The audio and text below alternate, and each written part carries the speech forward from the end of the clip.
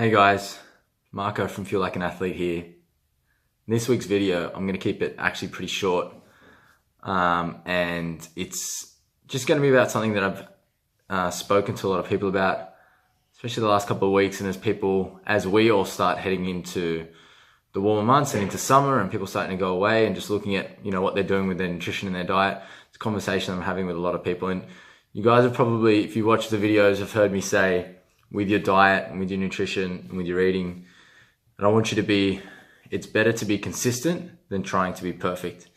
We're having some people that I'm working with stumbling, I guess, a little bit week to week with with that issue. So they're trying to either follow, say, a meal plan or a particular way of eating, or even some certain things, trying to follow it to a T. They're trying to be absolutely perfect with it. And then when they come undone, or things just get a little bit too much for them, then they end up kind of coming off the bandwagon with it, right? So, and this isn't just for food. This can be for things like your work and things like, your training, things like that as well. So being consistent and not perfect. And I guess, where that line, we're only human comes from, like we're never going to be, and we're never going to do everything perfect. So it is very naive of us to try and think that exactly the same when it comes to our nutrition.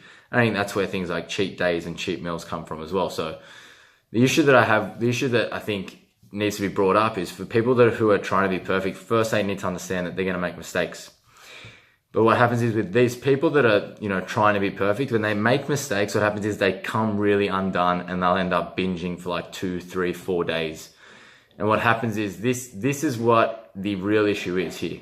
Is that the people who are perfect, when they come undone, it's 3 or 4 days of really bad habits. Most of the work that they've done can come undone. And then they really get, I guess, discouraged. And then it all goes to shit after that. Versus someone who's consistent and understands that they're only human and they're going to make mistakes, will every so often have a bad day or a bad meal. They might even just skip a meal. And the next day, everything's back to normal, because they understand they're under no false pretenses that they're going to do this perfectly, or, for the next 8 weeks, they're going to do exactly what they say they're going to do to an absolute T. There are very small, and I mean like 1 or 2% of people who do that. And that's just their personality, and that's just the way they function best. But for most of us, just being consistent and, I guess following a plan or following some structure or some rules that you have to 95% adherence is absolutely the way it should go. So I guess that's what I mean when I'm saying be consistent and not perfect. If you're trying to be too perfect and you come off the rails, or for whatever reason shit goes downhill, you're gonna crash way harder than someone who's consistent and makes some small mistakes along the way, especially for your nutrition.